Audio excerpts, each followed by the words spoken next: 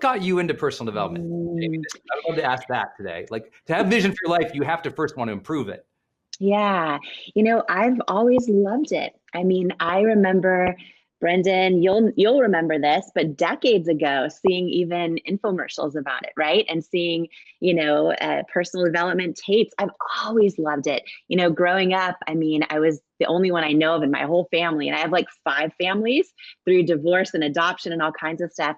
I would just read quote books and literally geek out in it. I would in high school keep Yes. journals filled with my favorite quotes and, watch speeches from some of the most incredible speakers, Dr. Martin Luther King. I remember days go, this, I'm such a dork.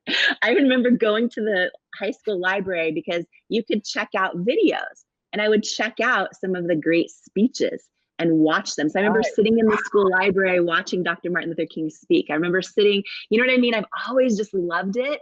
And I think it's because, and I think probably everyone part of the Growth Day community maybe shares this, where we kind of have that little inkling inside of us that we have something, that special we want to give or create or serve or impact. And I've always kind of had that feeling deep down inside, even from the time I was a little girl, long before I understood it. And I remember, and this is bold. Do you think that's like the striving spirit? I want to hear your bold thing, but do you feel like, you said you were young. How many of you feel like it's because you're young, you have like a striving spirit, and it's just something part of you versus something interrupted life or forced you to. Sometimes we have those ambitions or those thoughts or this, and then all of a sudden the world teaches us self-doubt.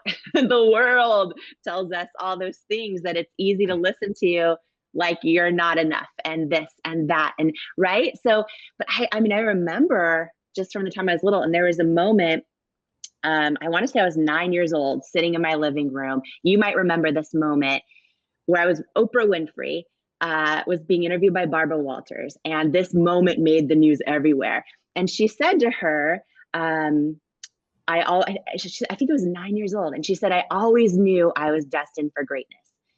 And I remember this moment, and the press freaked out, and all of a sudden she got a lot of negative press for it too, because I think people weren't used to hearing, especially a woman, make such a bold claim like that. But I remember being 9 years old, sitting there in my living room, and I would switch back and forth between MTV, watching like Yo MTV Raps, which I wasn't allowed to watch, but I'd watch that, and then I'd go back and forth and watch the Oprah show every day. Yes.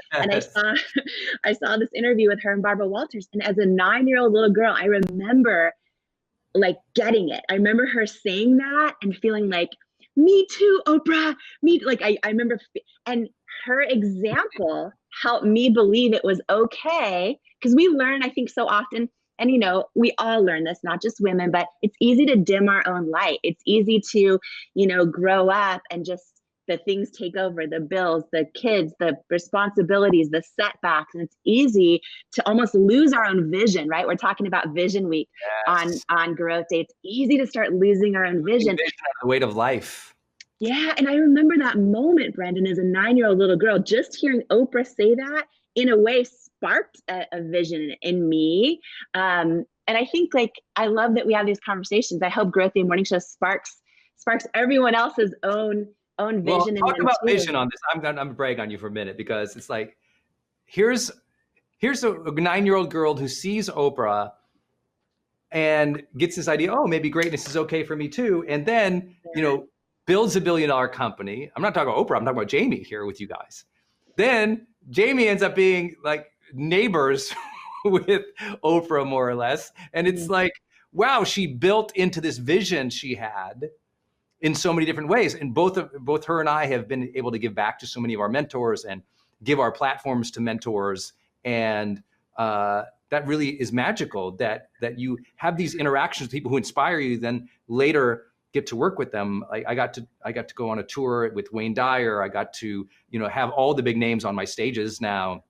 And I used to buy their tape. I love what you said. I used to buy their tapes. I used to go to the library, public library. Y'all know what a public library is? I go to the public library, I'd get them for free. I love what you said too. You had quote books. I read quote books like they were fiction novels. I used to have a collection of over 150 quote books that I'd bought and read like a book. and I'd just write them. And then I'd say, oh, what do I have to say about this? And that's what started me writing quotes.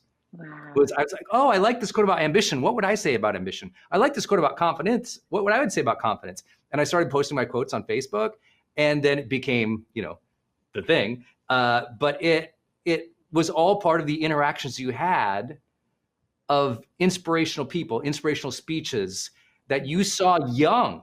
I had the same thing, young. I saw role models. I listened to inspiring speeches. I read quote books young. So parents out there, get your kids seeing some personal development, listening to some personal development, getting excited about education and learning, not just Zoom, but like real personal development, personal growth in psychology. And, who knows how they'll turn out. You want to know what's some parents out there might relate to this. I'm a new parent. So I have a 2-year-old and an 8-month-old. And I have not seen Sesame Street in decades. And now I see Sesame Street, I see cartoons, I see all the stuff. Out of everything I've seen, just to call this out, I have to give Sesame Street props. Yes. They weave in personal development. They weave in personal growth into these lessons on believing in yourself, on inclusion, on, trying every time you get knocked down. I'm like, I have a whole new, now as an adult woman who's 43 years old, I have a whole new appreciation for how brilliant Sesame Street is. And I'm just like, yes. Yeah, I'm blown away. But I agree with you, because because my daughter will, say everything, oh, she loves Elmo, but she'll talk about all the different cartoons. But after watching a lot of them now, I'm like, oh, it's Sesame Street that I try to make sure she sees over and over, because those lessons, right? On just like, all those things, believing in yourself. It's just like, it's two-sided. They're really good at, Sesame Street's good at character education and teaching kids social acuity. Like, how do you read the feelings of this, inanimate object, right? How do you read feelings is what Sesame has been always about. And teaching, kids about honesty and integrity and, caring for yourself, they're the bomb. So good. If you all love Sesame Street, I want to hear favorite characters for sure. By the way, we're live every day, 7:30 a.m. Pacific Standard Time on Instagram and Facebook. So when I look off camera, if you're on Instagram, it's because I'm looking at Facebook, and Facebook vice versa. But I'm seeing people literally from all around the world who are commenting about, these topics we're talking about. And I bring that up because what we're trying to do with this Growth Day morning show and with Growth Day, my company, is we are trying to start this encouraging conversation in your head, but also let you know there's personal development fans and fanatics and dorks like us all around the world who checked out books, who listen to CDs and tapes, who are striving. So if you're the striver in your family and they make you feel weird about it, no apologies, keep striving. If you're the person who's into reading the books and listening to the podcasts and doing your workout, but everybody else around you is just the complainer and not taking action and, no self-responsibility, that shouldn't minimize your light. You don't need other people's understanding, approval, or even participation to keep chasing the vision you have for your life. Like, one great, untold advantage I've had in my life, Jamie, is I don't expect people to support me. I grew up in a place where people beat me. I grew up in a place where people minimized us. I grew up in a place that was economically depressed. I grew up with very little expectations of people around me at all. And so that gave me this independent, I'm going to make my own way. And I'm going to do it either way. And I think that in one way that was good because it made me self-reliant. In another way, I think I wish I had asked for help earlier in my, I'd say early 20s specifically. So it's like personal development. We always talk about self-awareness, self-responsibility, self-reliance, but a huge part of personal development is your environment, your community. And so everybody here who joins us Growth Day morning show every day, thank you. We love that you're weird like us. We love that you can chat down below and share about what you learned on Sesame Street or what book you read this year. You are geeking out about getting excited about for today too. Even if you have like lots of obligations and hardship the rest of this day, we start with reflection about what's important in life, reverence for life. We start with the joy Jamie brings to this world. Just look at her smile. You're like, every time I see her in the morning, I go, I'm ready. Let's go. Let's have a great day. I would like to go back to when you're a Denny's waitress. You wrote a book called Worthy. Are you at Denny's feeling worthy, or what are you feeling like? Yeah, that's the thing. I wrote Worthy because, first of all, our self-worth is our ceiling, right? So many of us, like, we think, oh, I just need more skill set. I need to work harder. And all those things are important, but our self-worth is our ceiling. I didn't know that for a long time. And what I know now, like, you want to double your business, double your self-worth. You want to double your success, double your self-worth. And for a long time, I didn't realize that, really in life, like, we don't necessarily rise to what we believe is possible. We fall to what we believe we're worthy of. And so when I was in my days waitressing tables at Denny's, I literally remember moments where I'd look around and think, like, I could run this, have those kind of thoughts, but then my self-doubt would get really, really, really loud. And so, a lot of people maybe Google my story and they see, like, oh, Denny's waitress builds $1 billion company, but my real story is like, and that happened, yes, and I'm so proud of it, and learned so many tactical tools and takeaways I'm so happy to share and dive into.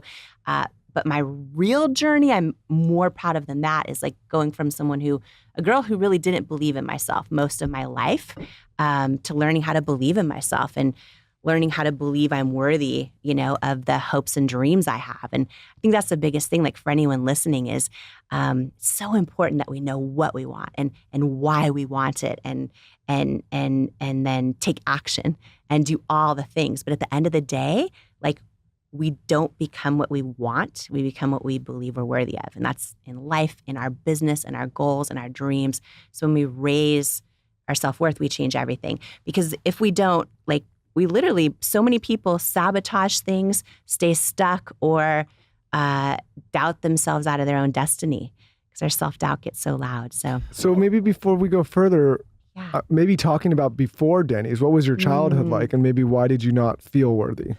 Yeah, I think, well, what's wild is you look at the data right now. So, like, as the three of us are talking, 80% of women don't believe they're enough, and 73% of men feel inadequate and not enough. And it's wild because we're so good at hiding. A lot of people are really, really good at hiding it. And it's funny, I was just talking with Ed Milet, who loves the two of you, who was so excited for me to come on the show because he loves both of you. And he was saying, right now, despite in his life having private jets, huge companies with success, all the things going on externally, which brings him a lot of confidence, he still struggles to believe he's enough. And it's sort of this lifelong journey, because when we don't underneath it all believe we're enough, we can achieve everything and build all this self-confidence, but we'll never feel fulfilled when we do it. And a lot of people think, well, if I feel like I'm enough as I am, will I lose my edge? Will I stop, will I become less ambitious? It's actually the opposite. Like, when you feel super, super enough, like strong self-worth as you are, you actually become more fearless because okay, if I fall flat on my face, if I fail, if I have setbacks, like, it might shake my self-confidence a little bit, which is largely based on the external, but like, I'm unshakable inside.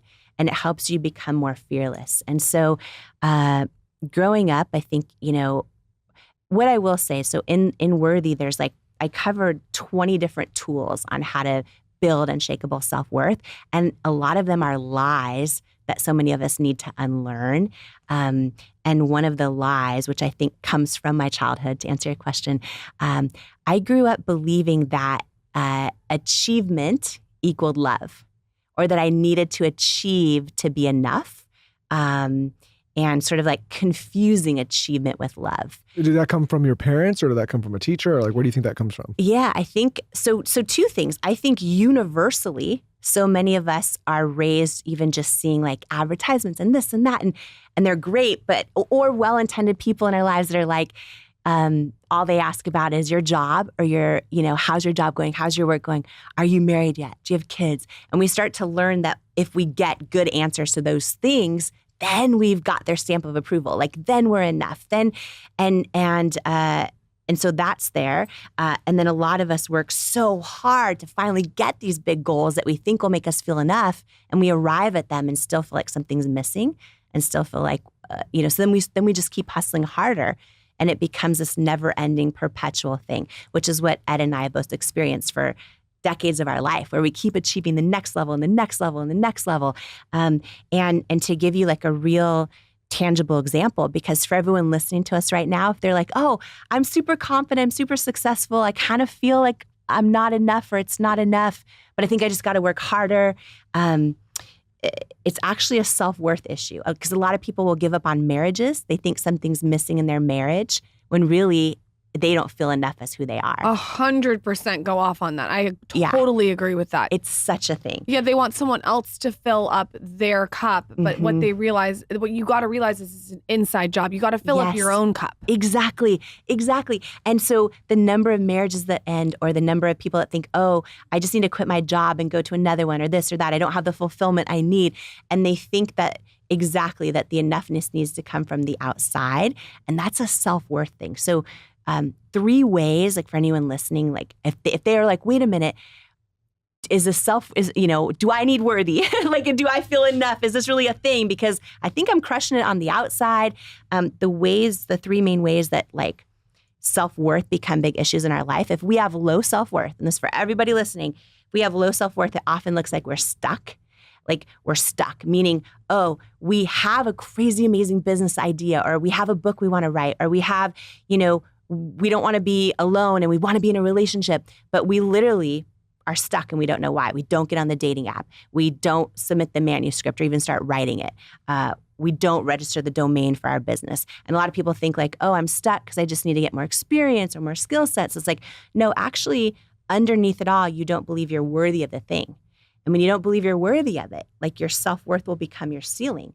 And so when we have low to medium self-worth, which a lot of people do, this is me most of my life, even after selling my company for over $1 billion cash, I was very confident. I had high confidence. I was crushing it on the Forbes, all these things. I didn't know that self-confidence, which fluctuates based on external things, if we're winning or losing, our skill sets and abilities, is different than self-worth. Self-worth is like the deep internal knowing that you are enough and worthy exactly as you are. And that self-worth level is our ceiling. And so when we have low to medium self-worth, we can be, crushing it and doing all these kind of things, but we still hit ceilings and we sabotage them. We'll sabotage opportunities. We'll write the whole manuscript, but then not submit it. We'll hit 6 figures in our business, but not 7 figures, and we don't know why. We'll have, really wild ideas to put like our talent and offerings out in the world, but we'll scroll Instagram for 8 hours a day. We'll hit a ceiling and we'll sabotage. We'll meet an amazing potential partner, and then we'll be like, I don't know why, but I just am not attracted to them. And we put them in the friend zone. And it's because underneath it all, we don't believe we're worthy of the thing, so we'll sabotage it. Do you think that this is all perpetuated from childhood? Because we've had, funny this week, we've had a lot of people come on here who are very successful that have said something that their mom or dad or teacher said to them that replays in their head. I'll give like an example. Someone came on and said that their father said, "You'll never amount to anything." Janice Dickinson came on. And she's in her 60s now. Yeah. And she still replays, "You'll never amount to anything," still to this day. Is there something that you can pinpoint when you were a little girl that was playing in your head for you to sell your company for the amount you did and still not feel worthy? Yes. Okay. I would love if you guys have a few minutes too to actually go through this exercise where everyone listening can actually do that in their head to know what it is for them. Because here's the thing, some of us have a parent that said something, or we have someone in the school play yard that said it. For Ed Milet, for example, I don't know why I keep bringing him up, but he's like our mutual friend. For him, it was he remembers the moment when he was like pro level in baseball and sabotaged it. Like we have these moments that become these that take root in our identity. For a lot of people, they've had failures or rejections that instead of thinking I failed or was rejected, they let it take root and think I'm a failure, I'm a reject. We all have different moments. And while some of us, like the one you shared with Janice, we have a parental figure that said something, for most of us, it's us telling ourselves the thing and believing it. So like part of why I wrote Worthy is to unlearn all the lies that lead to self-doubt and ignite the truths that wake up worthiness. And one example that I'll share with you, and then I'll take everyone through how to do it because they can listen to us live and be like, oh wow, this is a thing in my own life, it was after I had sold my business, my whole life. Like I sat there as a little girl watching Oprah and dreaming of one day meeting her. Like I was home alone a lot as a little girl and I would watch her interviews and I was like, oh, and that was like my mentor from afar my entire life. And, you know, after all the years of sort of like working hard to, you know, pay my way through school and finally get into what I thought was my dream job, which was anchoring the news. And then I took a detour and launched It Cosmetics.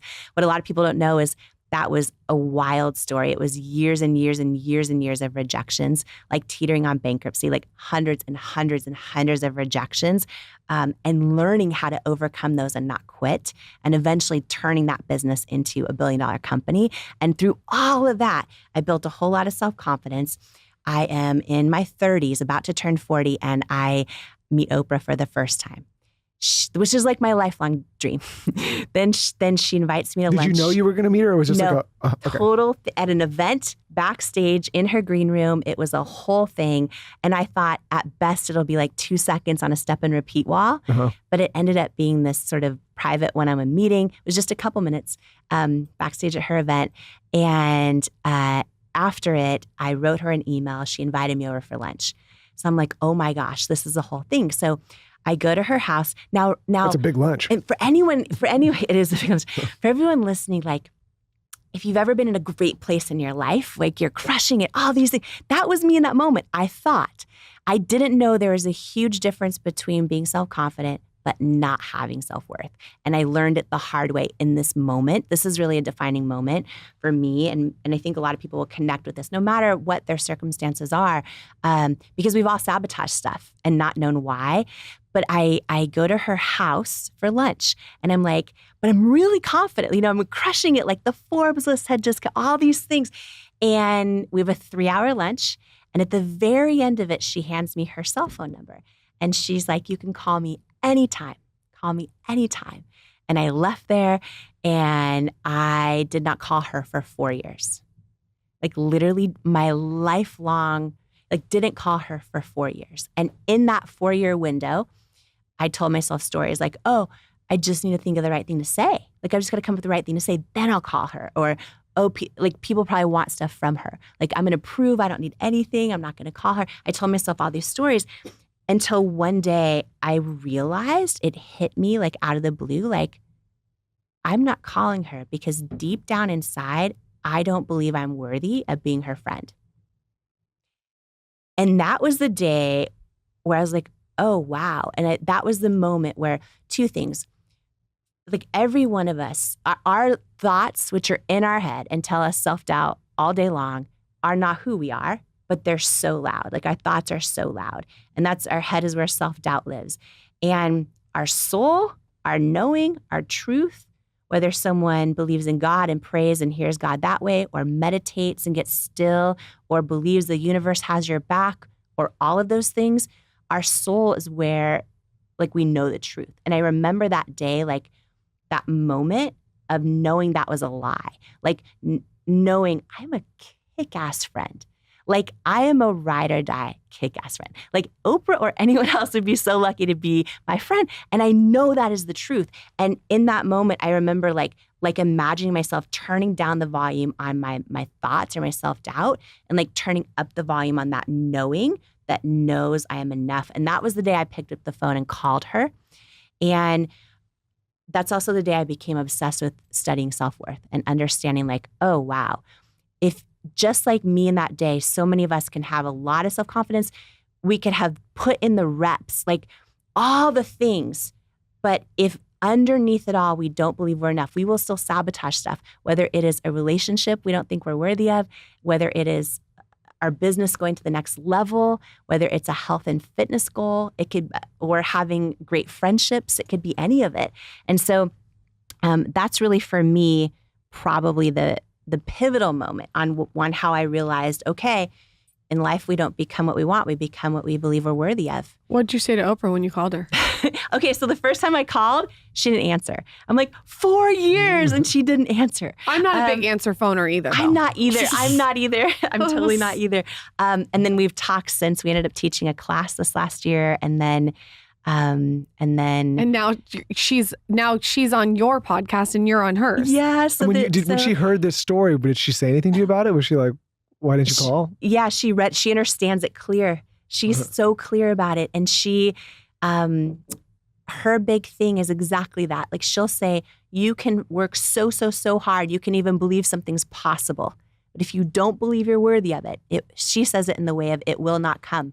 This show is about how can you start your day a little bit more intentional, a little more grounded and confident and joyous. How can we start the day in some way we spark some aliveness in you to go win the day, spark some aliveness to be a good mom or a good parent or a good caregiver or a good leader, contributor, artist, whatever your jam is today. How can you bring some joy to that and really experience it? Like life has to be a quintessential question of how can I enjoy this day? Yeah.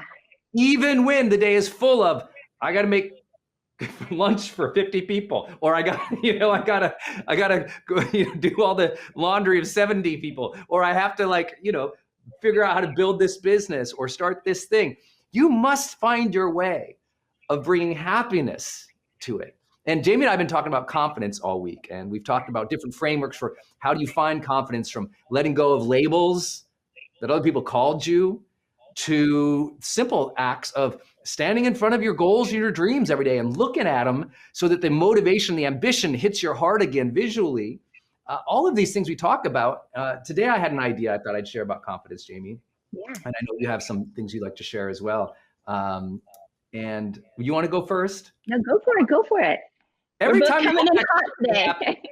I get happy. I know some of you're new to our community. So if you have never joined us officially on Growth Day, to go to growthday.com. That's where we do all our live in-depth training with lots of personal development trainers going live for you guys all year long for less than $1 a day. It's super cool. But Jamie sent me these mugs, which still makes me happy every time I take a drink out of it. Cheers, Jamie. Good morning. Cheers. Good morning. Cheers. Cheers. I'm going to guess, are you drinking green tea?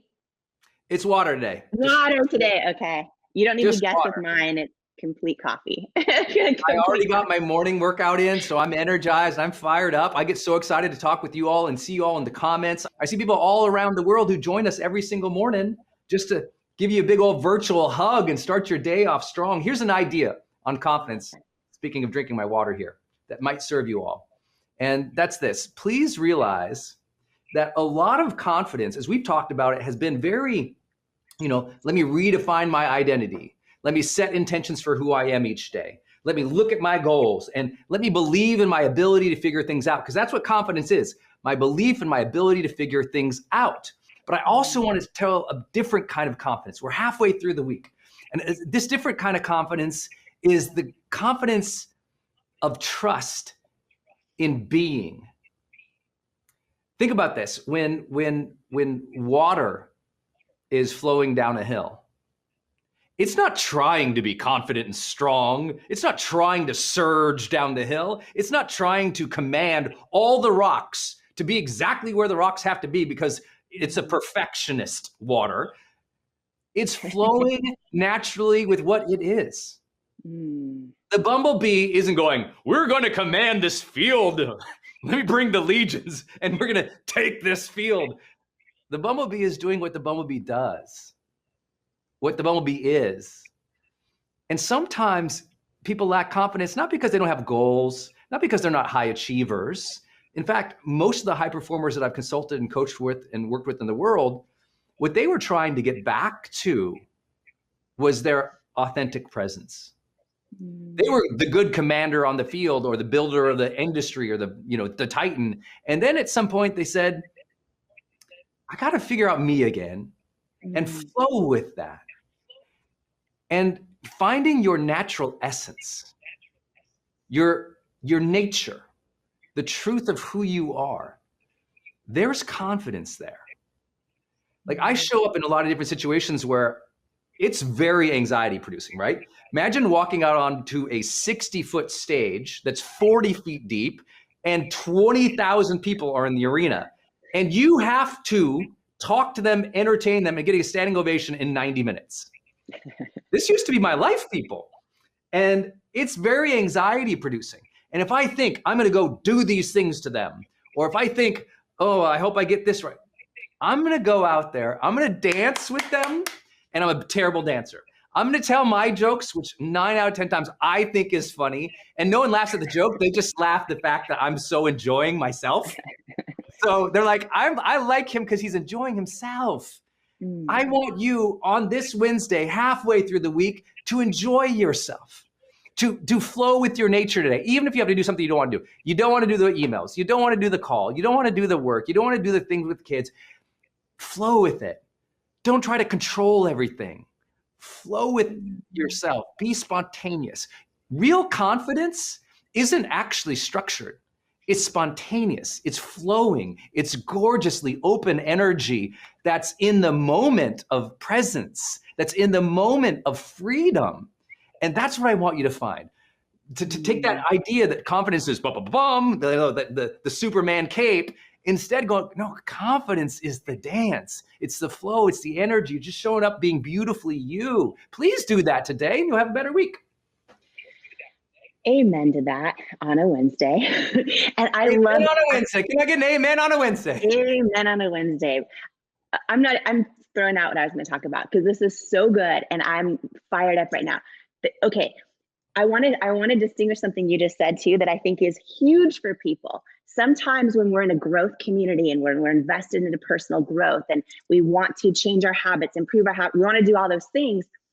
Sometimes we can confuse that with I need to change who I am or my essence. And they're two different things, right? And I think this is so beautiful what you said, because I think it's so freeing for people as well.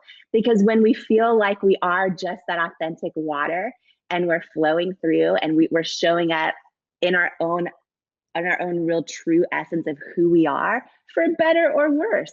Not everyone's going to love it. Not everything's perfect. But when you do that and you actually like embrace who you are fully, it's so freeing. You feel in that state of flow and you're able to connect with other people authentically. You're able to feel the day more. And then also you approach, I think, personal growth from a place of freedom also, where from a place of confidence, right? Because you're not saying, oh, I need to change who I am to become confident. You're like, oh no, let me show up in all of my essence. Let me flow through life and dance in full commitment, as you would say, right? And by the way, Brendan, the other day when you were talking about your dancing, how bad your dancing is on stage, I'm like, no.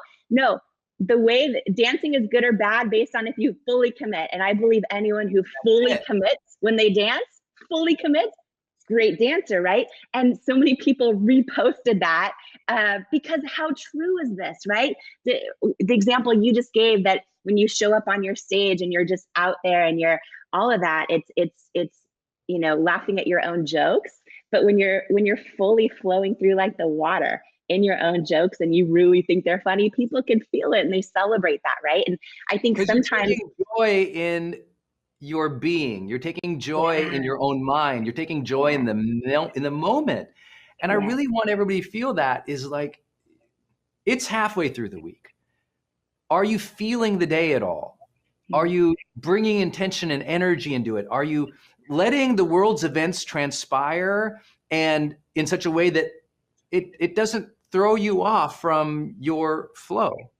Yeah. I mean, like, isn't it true drama is always going to be there, Jamie? Like drama, something's going to break. I mean, you had 1,000 employees at It Cosmetics or whatever it was. It was like, right? I mean, at some point, people were screwing stuff up and bad things were happening. Customers were upset about this or that.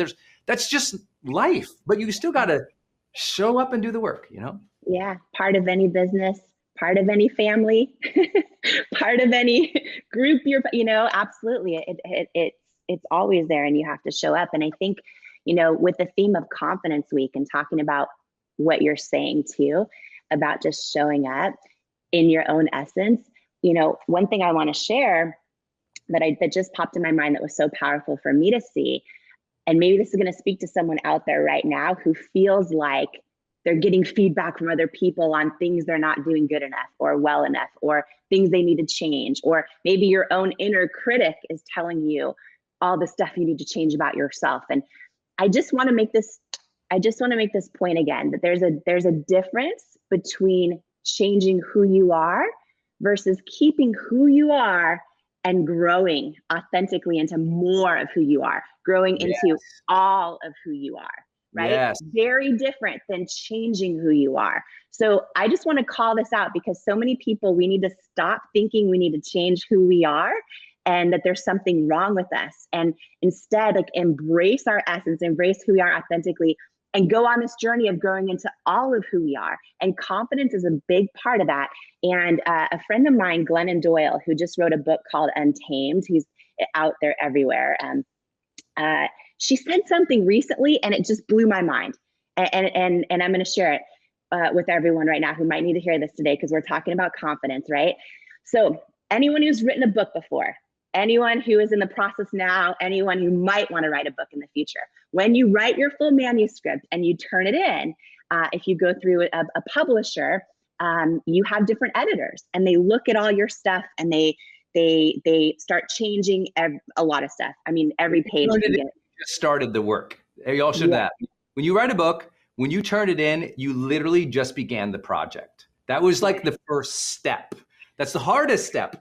That's the first step. So be ready for. Jamie finished her first book. Believe it. It comes out next month.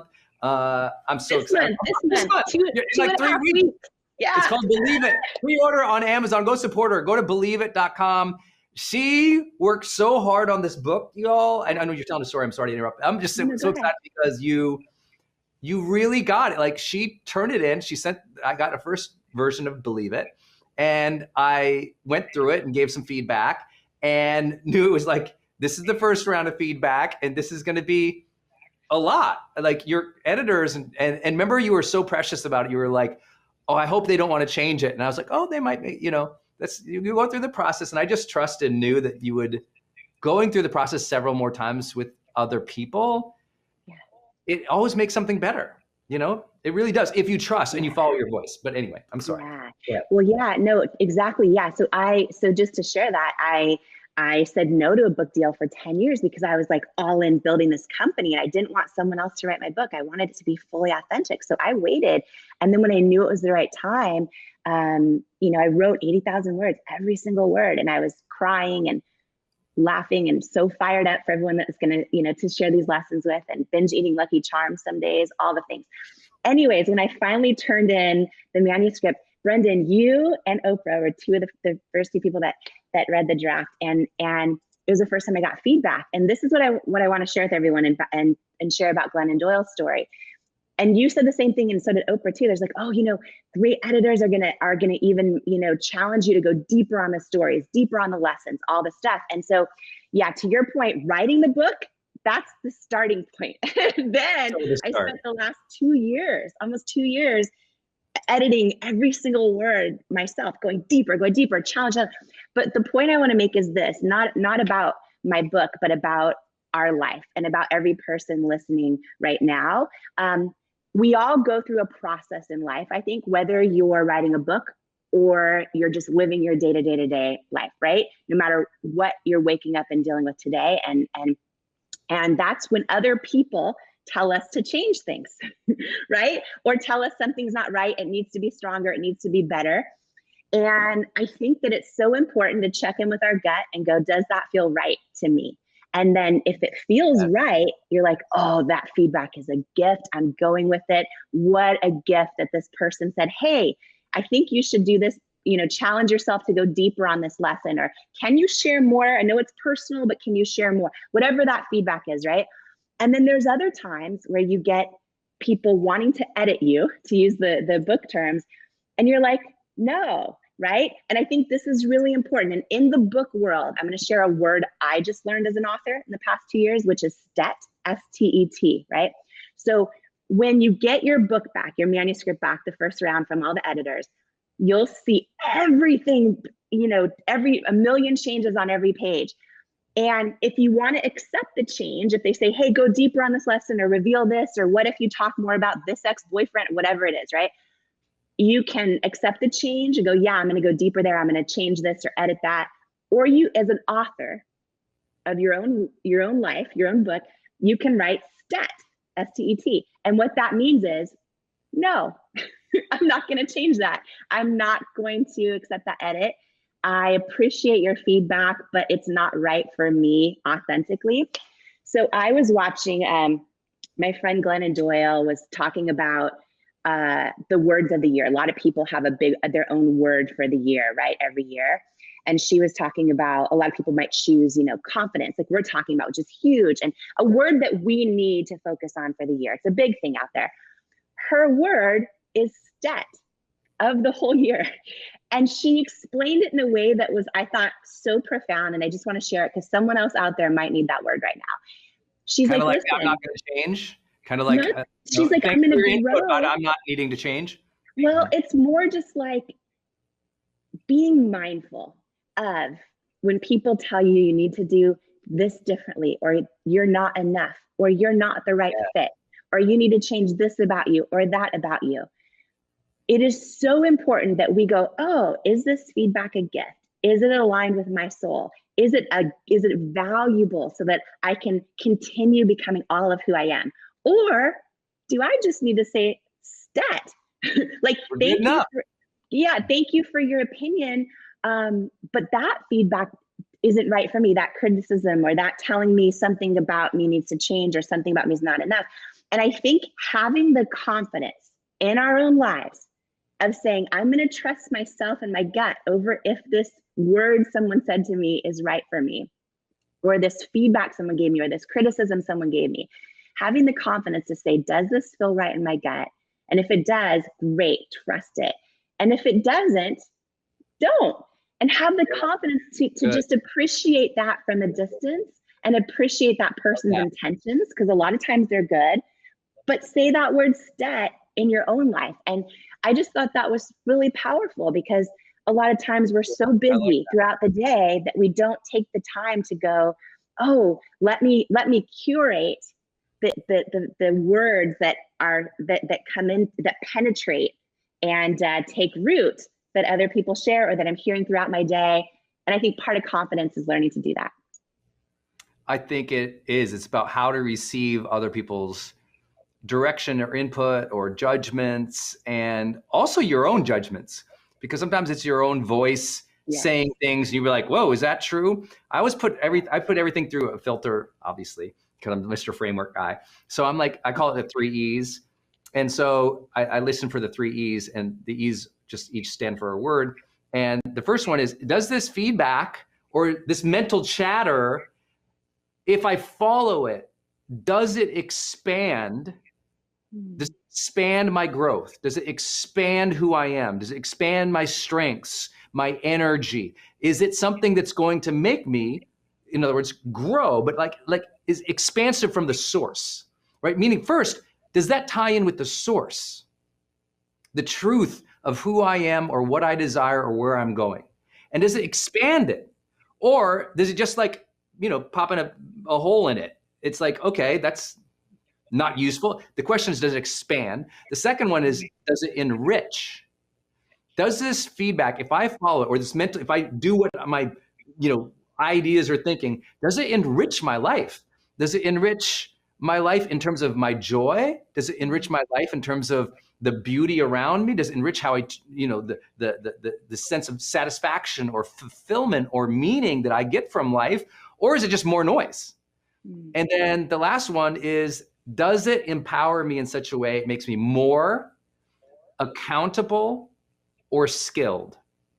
Like, if I do what they're saying, will that make me better? Will that make me a higher performer? Will that take me to the next level? Does that empower my belief in myself? Or does that empower me to do more the next day or to be more? And so I'm always thinking, does this expand me? Does this enrich my life? Does this empower my capabilities? If not, it's noise and probably a direction I don't need to go on, or it's a label someone's applying. It's not, in other words, it's not actually directive. It's not additive. It's not progressive. And you have to learn those, because some people offer what I call dead-end advice. Label, judgment, stop. And I'm like, oh, that's dead-end advice. That's dead-end advice is thank you, but there's a dead end. Other people offer advice or thoughts or judgments or encouragement to you that now expands, enriches, or empowers. You want to listen to those people. You want to listen to those thoughts. You want to set up your environment from what's going in your ear in your workout, when you're listening to positive podcasts or our morning show. You want to start programming your mind for things that are expanding, enriching, and empowering. And the more you do that, the more that ends up kind of, I would say, kind of like knocking down the noise of other things, because our brains are always telling us stories. And sometimes you have to feed like other sounds into your brain, encouraging people, enriching advice, empowering ideas, that overcomes the lower levels of noise and those thoughts that aren't serving or positive or engaging. And I think that's just a big differentiator in life. Is this expanding, enriching, and empowering me, or is it just noise? Mm-hmm. Yeah. And, you know, for me, part of expanding and enriching and empowering too is just, how does this feel in my gut? Does this feel right? You know what I mean? I think of all the years of getting feedback from, you know, when I was trying to build a company and kept getting rejection after rejection after rejection. And every time, usually these rejections from the retail stores or from, you know, whoever it was, the experts it would come with feedback. And I always had to check in and just trust my gut. And sometimes, like at the end of the day, sometimes it's all we have is that inner knowing of, is this feedback right for me? You know, is that word somebody said right for me? Do I let it take root? And there were so many times where I would get feedback like, oh, you need to change all of your packaging and make it a lot more expensive feeling, or whatever the feedback was. And I always would check in and be like, no, like it doesn't feel right. Or, oh, wow, that was a good catch. They just told me my font is too small to read. And oh, that was huge. Thank you. You know what I mean? Oh, you don't. If you make font too small, Jamie's coming right at you.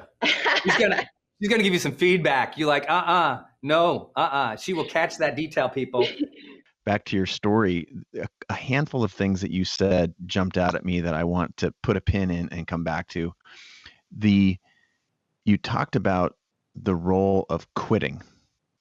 And I couldn't agree more that this concept of sort of, you know, always push through. And I think if you had owned that idea in the way that it's talked about in our culture, you'd probably still be a TV journalist.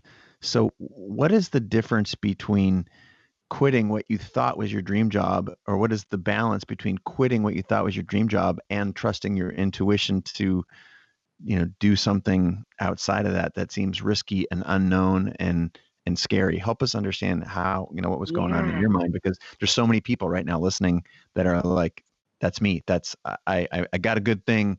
I want to chase my dreams. I want to trust my gut, but I'm not quite sure what it's telling me. Yeah.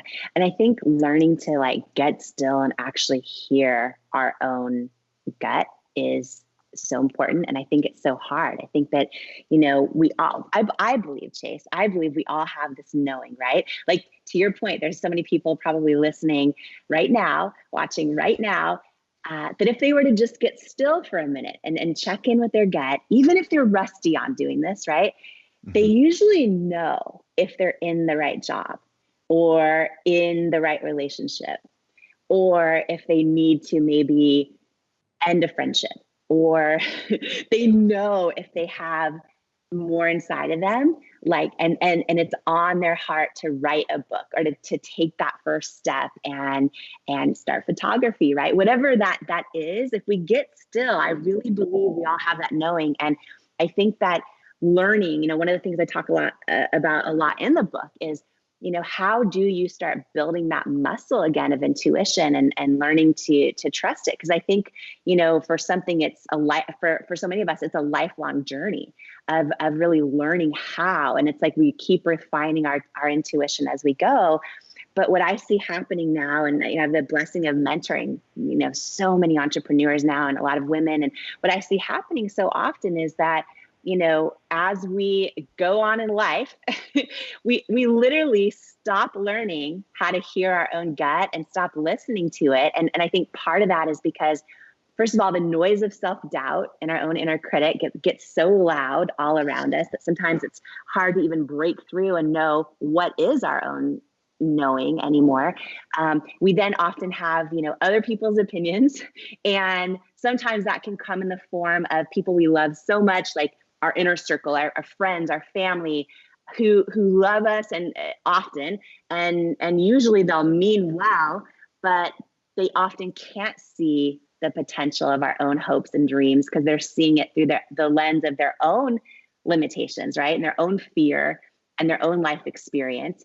And so all of a sudden we have, all the noise of and by the way, anyone who's been an entrepreneur or is right now, often we all share, right? We share an experience where, at some point, I can share my own, at some point when I was getting no traction in my business the first 3 years, I had so many people say like, are you sure you should have quit your job? Are you sure you're qualified to be doing this? Are you like, I love you, but I'm worried about you. Are you, all those things, right?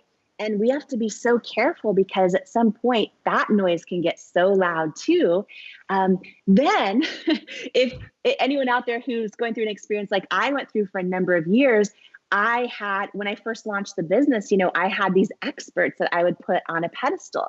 And in my case, it was all the department stores that, as a Denny's waitress, I would save my tip money to buy a makeup product in one of those department stores. And I just thought, wow, if they carry my product, this is going to be amazing. And all the, QVC and the beauty retailers, I put them on a pedestal. And so for the first 3 years of my business, when all of them said no over and over and over and said I wasn't the right fit, or I needed to not use real women as models, I needed to do the I call it antiquated standard of beauty, which is like flawless Photoshop skin. They all told me that's what I need to do to sell product. And it was 3 years of them basically saying, and some of them in these actual words, you're not the right fit for us or for our customers. And, so we get experts telling us that, or for a lot of us, it's just like no traction that we thought was going to happen with our dream or our idea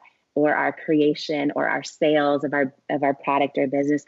So we have all of that. And then we turn the news on and we're like, right. So all of this is going on, and it's so hard if we don't take a big step back. And this is one of the things that, again, I share so much that I did wrong too, that'll hopefully save people a lot of nights crying themselves to sleep. But one of the things I did right was like learn how to really get still and hear my own knowing, and my own knowing that said you're supposed to keep going or you're not. And to me, trusting ourselves, when we learn to hear ourselves and trust ourselves, that's the victory in life. The victory isn't like, building $1 billion company or this. To me, it's learning how to get still and trust our knowing and know that we're on our own path of becoming all of who we are and who we're born to be. And I think what happens, because it's so easy to let this happen, is all the noise from everyone else and our own self-doubt, all of it gets so loud that it becomes so much easier to just like stay in our comfort zone and not go after the dream when it seems hard, or not keep going, even though, you know what I mean? Even though like we feel like we should, it becomes easier to just stay in our comfort zone, which comes at the price of, I think, it starts to chip away at our soul.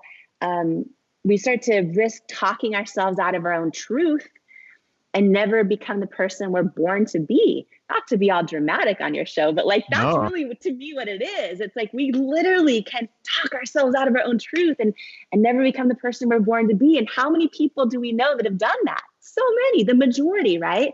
And that's what I think is the biggest challenge as a creator, as someone with a dream on your heart, as someone who knows you have more to give or serve or love, is how do you step into that?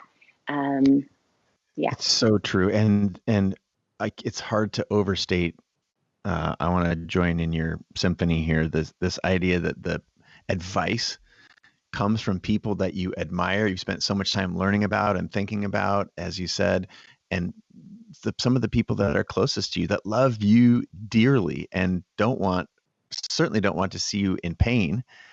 And I think those voices are trusted is part of what makes playing through and trusting your gut and following your intuition, all the things that you said, so hard. And so to underscore your point, quiet, still awareness of who you are and what you believe in. It sounds easy just to say, listen to that, but I believe it's hard. And so I'm wondering if you can share some of the specifics. Do you go on a 10-day Vipassana no talking retreat? Do you go on a long sojourn in the mountains? Is it a daily meditation, mindfulness, prayer practice? Like what are some of the things that you did to actually quiet the noise? Because right now everyone would like to quiet those voices in their head, but help us see it through your eyes. I've never done one of those retreats, but I would love to. I would love my wife is a super retreater. She is like, she teaches meditation and mindfulness. So she's always gone for 10 days and comes back like this enlightened being. And I'm toiling away and doing the dishes or whatever. But I too endeavored to do that one day, but I want to know what your process is. Yeah. So, for me, I I think everyone can do this. I think that it all starts, and this is how I started, because this, at the end of the day, my book is not just some big business success story. My book is really a story about a girl who went from not believing in herself to believing in herself and not knowing how to hear my own intuition, right? To learning how, and then learning how to trust it. And really a journey of going from doubting I'm enough to knowing I'm enough. And, I just think, it's the story of so many other people right now as well on their own journey of learning to do that, learning to believe in themselves and trust themselves and know they're enough. And for me, it started with really basic, simple, like taking 3 to 5 minutes a day. That's it. And so for some people, they have chaos going on in their house. They have kids running everywhere. They have all this stuff, right? Especially right now in this season that we're in. And so, it can be as simple even as, going and sitting in the car. And a lot of parents will understand that one. Going and sitting in the car by yourself for 2 minutes. Or, going into your bathroom and closing the door. And it starts just, I think the best way for me, I've been able to really build my intuition over the years is just to take 2 to 5 minutes and actually start to learn, what does it even feel like? What do I even think and feel in my knowing about anything, right? And I think for a lot of people that start this, because for a lot of people, hearing their own knowing, it'll be the first time ever, or the first time in a long time once they start doing this again. And I think that it's critical to everything in life to get back in touch with this. But, it can be as simple as 2 to 5 minutes of literally just sitting there and just saying, what do I feel and think? And, asking yourself a question and seeing if you answer it. For a lot of people, by the way, this is how they hear God or whatever faith it is they practice, through their own gut or their own intuition. And, I think it's something that we all have to give ourselves grace in the process of, because I think, well, at least what happened for me, and I know a lot of other people too, is that, you try to do it, and just like trying to meditate for the first time, you're like, oh, I tried to do it, but I'm running through my to-do list in my own mind, and, all the things of the day, and like, that's so normal. And you just have to give yourself grace and really work on building that muscle. The other thing is to, really start to pay attention and think through, are there experiences in your life where you trusted yourself, that gut feeling, and it worked? And really reflect on those, right? And pay attention to them. And also, are there times when you just had this gut feeling, like maybe you're dating and you have this feeling like, oh, he's sketchy, and he says his phone broke for 3 days in a row. And he or she is lying, right? But you make the decision to ignore your gut. And then, we always learn the truth in the end. It plays out. But like paying attention to like all the times, because for all of us, we have those moments in life continually. And a lot of times we just go so fast through life. We're so busy. We live almost numb in a way. And we disconnect or disassociate from those moments that are our most powerful teachers. And listen, I think I continuously do this to this day as I look back. And one of the things when I look back at some of the biggest miscalculations I've had or mistakes I've made, a lot of times they come down to not listening to my gut or doubting it, thinking, oh, one story just to share is after 3 years of hearing no from, all of these beauty retailers, because I launched the company in my living room and couldn't afford to hire anyone for the first 3 years. And my husband and I were just kind of doing every job we possibly could do. And I got to the point, it was so scrappy, Chase, like my middle name is Marie, and Marie got her own email address at one point. So it was Marie at itcosmetics.com, and she was heading customer service and PR. And like, if this were today, Marie would be emailing, Chase Jarvis, great news. Our founder's available for an interview. And like, she would pitch Good Morning America, everybody, and often get no reply or ignore. But Marie hustled, and, we did so many scrappy things for years when we couldn't afford to hire anyone. And when all these retailers were saying no. And then I'll never forget one powerful story to share in case someone listening needs to hear this right now. And maybe they're going through a season of rejection, or they're going through a season of being told they're not enough, or just feeling like they're not enough. I remember, and by the way, I would email LinkedIn, everyone in LinkedIn who worked at QVC or Sephora or anywhere, I would email them and send them product. And it was just 3 years of hustling and everyone saying no. And I'd finally gotten a guy named Alan Burke who headed all of beauty at QVC to review my products and get on a phone call with me. And he is in the beauty industry, he's a legend, right? So he's responsible for bringing all of the really amazing department store brands we all know onto QVC, which QVC is a live television shopping channel. So it's broadcast to 100 million homes live, and their sales goals are super high. And what I learned is I've watched your clip so many times. It's You incredible. have?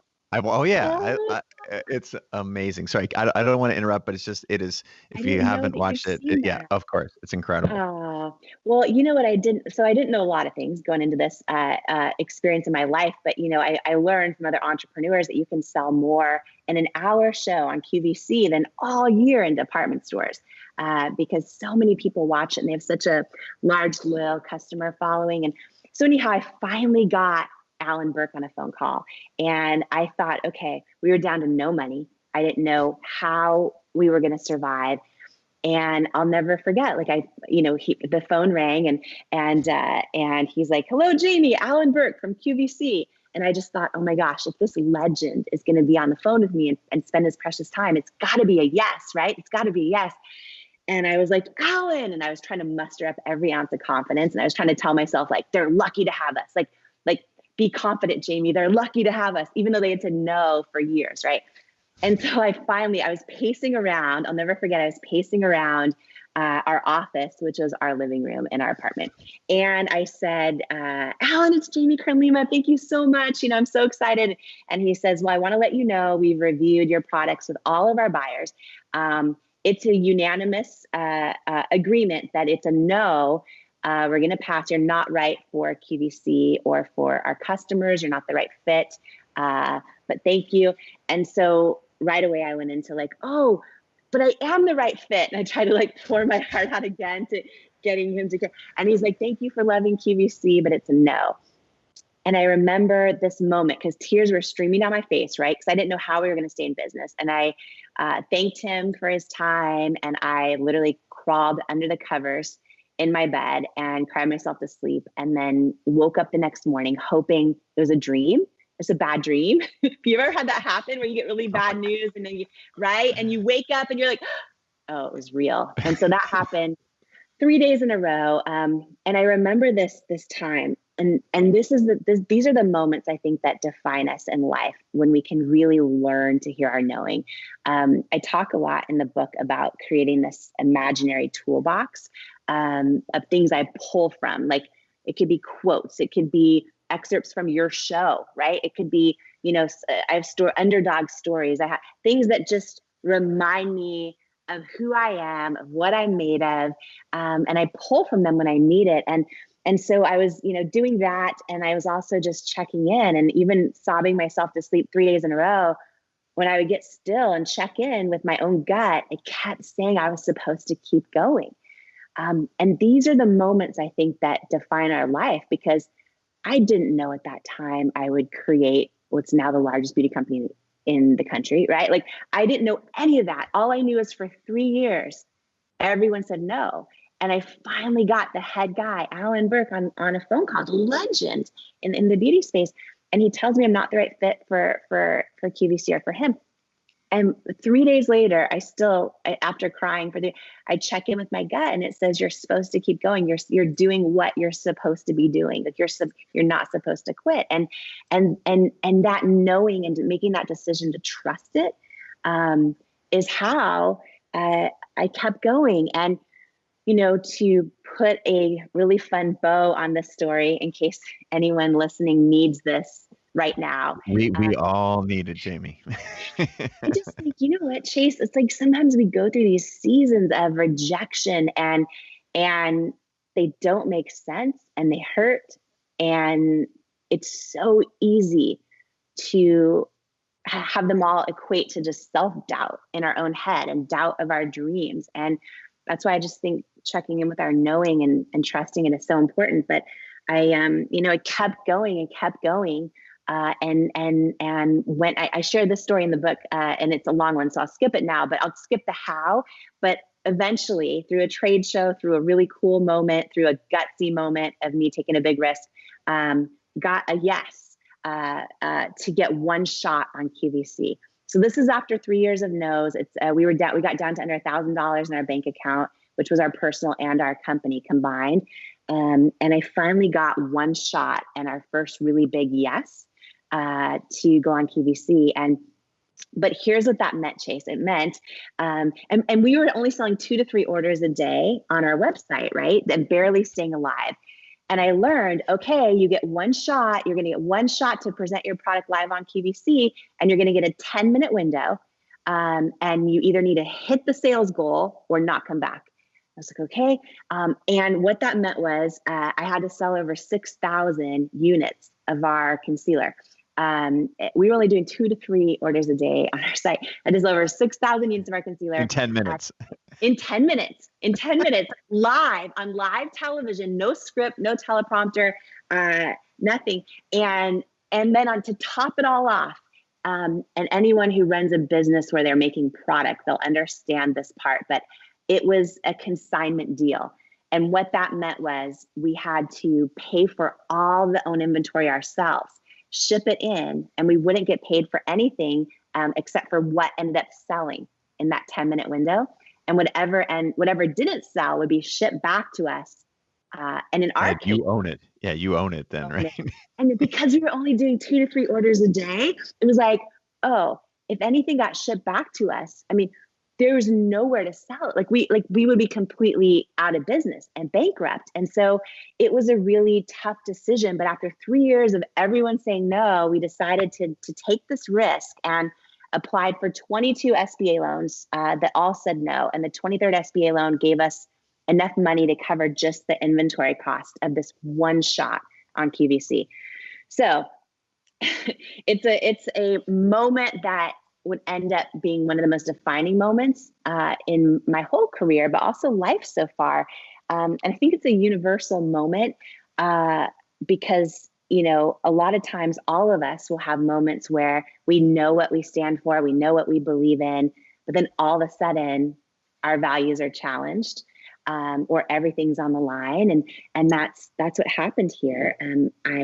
We made all the inventory, did everything, and we're ready to get our one shot on QVC. And I was so stressed out and felt so much pressure because I knew this one shot would like literally make or break our whole company. So I flew out to QVC a week early before the one airing, and I sat in this rental car in the parking lot, praying, crying, so overwhelmed because what ended up happening was, we hired third-party consultants that are experts, and they help so many people sell their products live on TV. They're amazing. But they all told us the same thing, which is that, okay, if you want your best shot at success in this 10-minute window, you need to hire, you need to use these type of models. that I'll have perfect skin. And I'm like, okay, but that's exactly why I'm not doing the business. Like I'm doing this to try and actually shift culture and beauty and do something bigger than myself. And I have this vision that I'm going to, use, models that have real skin problems and all ages and shapes and sizes and skin tones. And they would just look at me and tell me, like, listen, if you want our advice and the best shot at success, here's what you need to do. And so I started arguing with them and saying, okay, but I get that's how it's always been done. And I get that's the only way it's been successful so far. But intuitively, if I'm sitting at home watching this TV show and I see models that don't look like me, how do I know the product's going to work for me? And we would kind of get into it. And I was like, what if I just take my makeup off on national TV and show my bright red rosacea? And they were mortified at that idea. You know what I mean? And so it was really tricky because sometimes we have moments in life where, like, we have to decide, do you put the experts on a pedestal or your own intuition on one? You know what I mean? And that's hard, and especially hard when everything's on the line. So I sat in that car and cried because that just felt like the right thing at the time. And just, it felt like such a big decision. And I thought, okay, well, what if I do what they're saying to do and then I become successful, then I try it my way? I'm like, well, I know you can't fake authenticity. You know what I mean? And I would have regrets if I did that. So I knew what I needed to do, but it's like sometimes we know the right thing to do, but it's the hard thing to do. And I sat there in that car and and I think a lot of creators or people that have vision and big dreams will be able to connect with this, where I just sat there and said, why am I doing what I'm doing and who am I doing this for? And I kept imagining, like, who would that woman be watching on the other end? And if I was going to get one shot and that's it. And I kept imagining like a single mom in Nebraska folding laundry for some reason. I imagined it like who was too busy to remember she mattered and that she's beautiful and all those things. And if she was going to give me a few seconds of her precious time and turn the television on and see me, like, I'd rather have her see me showing women who look like her, calling them beautiful, meaning it, and have her not buy anything. Like, I'd rather do that than sell a ton of product and stand for nothing. And so it was like, I knew what I had to do, but I was also scared. And the to complete the story, the 10-minute. We love, like, this is why this format exists. Please, Jamie, just keep going. This is amazing. Well, thank you for sharing these. I mean, I just feel like we're all in this together. You know what I mean? And it's part of why I wrote this book, but also like part of why I'm so excited to be on your show. And thank you again for having me. Is I think when we share these real stories, right? Because no one would know these things when they just go, oh, there's a really, she made it. Yeah, totally. And that's all you ever see online. Oh, she made it. So, but these are universal experiences, I think. And a lot of people don't talk about them. And when you look on social media, you just see everyone's highlight reel and you don't see the rejection or the pain or any of the things that we go through. And when we don't see them, then we just feel alone in them, And so we're comparing our day-to-day crappy experiences of the, forgetting to turn the dryer on before you go to bed so that when you wake up, your clothes are wet. We have the experience of getting a parking ticket, and we're comparing all those aspects of our lives to everyone else's highlight reel that you see on TV, or in your case, the product in the store. And I agree, it's toxic. And I want to say thank you for having the courage to be as vulnerable as you are. Do you believe that your optimism allows this all to work? Because if you are looking at losses as in, well, this was meant to be part of my journey and this scar is actually attractive, because that's how I think about it. I think about all those losses as scars, and like that scar giving you character, and that's attractive. Do you believe that optimism was an incredibly big factor and ingredient in your success? I think optimism is great. I think, though, that knowing why we're doing what we're doing, listening to our gut and going after our calling, like literally living our calling, I think that's the victory. Hold on though. Yeah. Here's an interesting question. Every human needs levels of affirmation along the way to sustain that. right? Yeah. And so in the beginning where you're not seeing those results, for many, and you might have, I've always seen results pretty quickly in my good calls. So I always try to think about someone who's not seeing it. So because they don't have optimism, they have delusion, and they think they're going to be, Beyonce when they can't sing, right? Do you feel like believing in your calling gets affirmed along the way? What do you rely on in that beginning? Don't you think blind faith is actually completely grounded in optimism? I mean, for me, my faith is a huge part of my life. I'm going to take religion as faith out. I'm saying I'm just thinking about you, young you in this moment, and I'm really fascinated by it. I'm meant to do this because what you're talking about is what I love, which is the journey. Yeah. Yeah. I'm trying to get into your. Go ahead, please. Yeah. I was going to say, I don't think the victory is the outcome, right? I don't think the victory. Listen, I know how accomplished you are and everything. I know you're going to have the New York Jets one day. I know all that. But I don't think that's the victory. I think the victory is the journey of actually like stepping into all of who you are and not talking yourself out of your own truth. And what I mean by that is this journey that we're talking about, right? Of course, optimism, of course, resiliency to get back up every time you're knocked down, of course, all those things. But I think that so many people listening right now, if they don't ever learn to get still and hear their own truth and hear their own intuition, I think what's going to happen, and this is what happens to most people, is they end up staying in their comfort zone. They end up putting their own immediate failures on a pedestal or other people's opinions or self-doubt. They end up talking themselves out of their own truth. And then they end up never actually becoming the person they're born to be.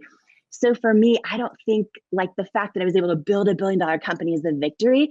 I think the moments of me knowing this is what I'm supposed to do and trusting it, even when it doesn't make sense. And I'll give you one example, okay, of this. So, and maybe this will make sense because optimism, of course, is important, and I know what you're saying. But I think the biggest thing is learning how to hear yourself and trust yourself. I really believe that. There was a moment. How do you define that as a term? Because I view that as self-belief and confidence and optimism. I think that you're such a, very quickly I'm like, oh, this is my sister. Like literally within the first 3 seconds, I'm like, oh, I see. So I'm trying to do, and I apologize because I'm hoping a different voice might do this for the listener. I'm trying to figure out what words you use to quantify. I fully agree with you, everything you're saying. I'm wondering if you view optimism as, so I think optimism, similar to what we were talking about earlier, sometimes gets pegged as delusion. Yeah. And I've been thinking about, you see where I'm going? Because I could almost feel you doing that right now. And I'm like, I get you, sister. Because like this is why it's so great. Wordsmithing matters, right? Like, for example, hustle has gotten demonized as like burnout. So I no longer use it because I don't need it. You know what I'm going to call it? Work ethic. Call it what you want. Here's what I can tell you. For all the belief you had and all the love you had in doing what you were doing, I'm pretty confident based on your outcome that there was a lot of work ethic there. And so whatever you want to call it, and sometimes I just think about, I know the word hustle triggers people, so I use the word work ethic now because I don't want to ever not let anybody who cares to listen to me not realize that if you don't put in the work, it is impossible. Thoughts on that? Yeah, I agree with that. And I just had a big aha moment that what you're saying is optimism. I 1,000,000,000% agree with. And I'm thinking of that right now as belief. Same thing. Yep. And now I'm right there with you. Like, here's the thing and then I want to share one quick story with you too, that hopefully someone listening right now maybe needs to hear. But I mean, when I look back, it's like when people are like, oh, how did you start with close to nothing and build $1 billion company? It's like, yeah, I got back up every time I got knocked down, and I followed my gut and I worked really, really hard. But I do think that one of the most important things I did was just like how to build $1 billion company from nothing. Like, I think one of the most important things is making that decision to believe that you can. Yes. And for me, that's optimism, exactly what you're saying. And I guess I call it belief. So yeah, 1,000,000% with that. And one more thing, just on maybe people listening to us right now that are like, oh, Gary, like Jamie, I trust my gut sometimes and it's wrong, or I tried it once and it didn't work, or I don't know how to hear my own intuition.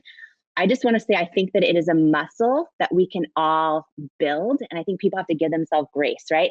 It reminds me of like when you start to meditate, a lot of people try it and they can't do it. They're like, they go through their to-do list in their head the whole time they're trying to meditate, but you have to like give yourself grace and start. And you know, what I would say, whether it's entrepreneurs or someone who's 14 years old and out there dating right now, I would say when you start to look back at your experiences and think about moments when you had a gut feeling and you didn't follow it. Like we've all dated like a sketchy guy or or had a, and like, you're like, you know, his phone didn't really just like shut off for 3 days, or he didn't lose the phone. He went like, you know, and then you kind of make that decision of like, okay. Talk to me about, I mean, we are really vibing here. I actually want to talk to you offline because I just have had the thought.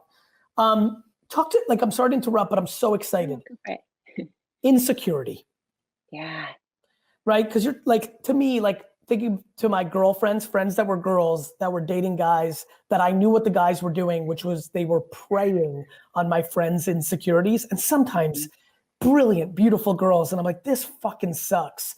Yeah. This woman, you really triggered something in me. This woman, I'm thinking about 4 or 5 friends through the last 20 years. This woman is subjectively, and if we had 100 people ask, is a million miles better than this man. This man has figured out the cheat code that if he makes her feel insecure, he has the leverage. Thoughts? Yep. I think that happens every single day. And I think that we look for people that treat us how we believe we deserve to be treated. Like we find partners that meet us. So you go with, cool, before you worry about jerk off Johnny, this is a big game of your own lack of self-love towards you. It's your own lack of self-love, because here's the thing, and I don't know your friends, so I'll just say this. I'll make a general statement. You'll appreciate this. This was mainly 17 to 25 years old, because you see that so commonly there. I mean, in later stages, you know, people are in really deep relationships and you're in different parts of your life. When you're going through high school and college, you're spending so much time with people, you get better reads to the cleanness of the data is like, oh, this is really fucked up. When you're older, you're running in different circles, you don't really get to see it as easily. Right. And I think that whether, you know, no matter your age, this is what I believe. I think that when someone's treating us like crap and we stay with them, I think it's because we deep down inside don't believe we deserve better yet. And here's the thing, for people like that are dating your friend who's totally screwing them over, right? If you were to bring the best, most amazing, beautifully like kind person into their space, that same girl would probably put them in the friend zone. I couldn't agree more. Yeah, because they don't yet deep down inside believe. Yeah, and also people value different things through their life. You know, one of the things, you know, right now we live through a generation desperately interested in blaming social media for lack of accountability. They're just pointing fingers, right? Like if you are in a good place with yourself and your perspective is strong around gratitude, an anonymous person's negative comment is not going to ruin your day. Yeah.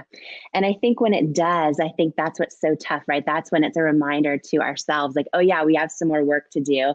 One of the things I talk about in my book, Believe It, is just that ability to learn to turn down the volume on certain things and turn up the volume on other things. Like one example, we were 3 years into building the company, right? I was hearing no from everyone, Gary, like from all the retailers I dreamed of carrying our products that I used to shop in, right? I would save my tip money, like I mentioned, as a Denny's waitress, and buy products at the department stores or in what year was this? So we launched 2007. Like I quit my job 2007. I wrote the business plan on my honeymoon flight to South Africa with my husband. Not the most romantic way to kick off a marriage. And we both got back, quit our jobs, dove all in. I thought, Gary, and maybe so many entrepreneurs listening, I thought, oh, if I just pour everything I have and actually create a product that works, like it's just going to sell. If it's that good, it's just going to sell. And then I didn't realize it would be the hard. I mean, I've had a lot of jobs in my life, but being an entrepreneur is by far. Well, you especially also built that brand different than building a brand today where you can use Shopify and social media to build it. You had to get a yes from Sephora, Ulta, Walmart, Walgreens, and Macy, whoever it was. And that is difficult when you're innovating the way you did. Do you know that my whole life is no? Do you know VaynerMedia? A lot of people listening don't know this. Most brands don't want to say yes to VaynerMedia. We don't want to do a commercial and then go to sleep. Like, we don't want to take 12 weeks to do the perfect commercial and then do print ads that look like it, or banner ads, or digital programmatic. My whole life building VaynerMedia is no. Everything I do is Gary Vee's easy. I just do it with the audience. But VaynerMedia is exactly, I know what you're living through, because when you innovate and you're doing something different and you don't look the part, you didn't work at Procter & Gamble for 13 years. Yeah. They're like, what's this Washington State thing? Like, you know what it is. Well, and it's wild because I would go in and start, I would pitch the product, and, we were staying alive on social media. So we were getting, people were writing just blogs at that point, and we were selling like 1 to 3 orders a day on our website, and people were spreading the word. That was the only way we barely stayed alive. But all the retailers, exactly what you said. And by the way, I've learned this, like, when you're doing something that's authentic or that is different, but even if it's just authentic to you, even in a crowded industry, by definition, it's novel. By definition, it's never been done before. And I really believe, looking back now at this journey and everything, I believe that, like, even a lot of visionaries, touted visionaries, I think they can't imagine anything being successful unless subconsciously they have proof in the back that they've already seen it and it's already worked. So it's like, of course, so many people are going to say no to your dream or doubt your dream if they've never seen it done before. And we had 3 years of every single beauty retailer saying, no, you're not the right fit. It's not going to work. You're not right for our customers. And by the way, we talk about gut feeling. I kept having this gut feeling we're supposed to go on QVC, because then I could actually show my bright red rosacea and prove live that our product works, unlike the photoshopped ads on TV. And this is just something to share for someone who might need to hear this right now, who's having a gut feeling, but they feel like they're wrong. Like, I kept having this feeling, and every time I would do a meeting with QVC, it would be a no. Every phone call, I'd finally get, like, I got their head guy, Alan Burke, on the phone. He's like a legend. He's responsible for building this $1 billion beauty empire on QVC. And I finally got him on a call, and I thought for sure it was going to be a yes. And because if he's taking his precious time, and it was about a minute into the call, and he said, I just need to let you know, we've reviewed your product with all the buyers. It's unanimous. It's a no. You're not the right fit for QVC. And of course, I poured my heart out. I'm like, oh, but I am the right fit. And then we were down to under $1,000 in our bank account at that point. So I remember crying myself to sleep. And long story short, a year later, when I finally did get a yes to go on QVC, I took this big risk that I was advised not to by consultants, and I put real women of all shapes and sizes and skin tones and skin challenges, and I showed my own bare face and all the things that had never been done before. We sold out at the 10-minute mark. I was crying on national television because it's live. QVC is live to 100 million homes. You knew the truth, and your heart would win, not students telling you what to do. Yeah, and listen, it was a big risk, but I feel like I know this lesson, that I know this, and now I've seen it play out with thousands of entrepreneurs over the years. But I know that authenticity alone doesn't guarantee success, but inauthenticity guarantees failure. Love that. Right? Love that. Ladies and gentlemen, rock this house and welcome to the stage, Jamie Kern Lima! Jamie Kern Lima! Every single one of us has had someone tell us we're not enough. Every single one of us has had someone say words to us that hurt.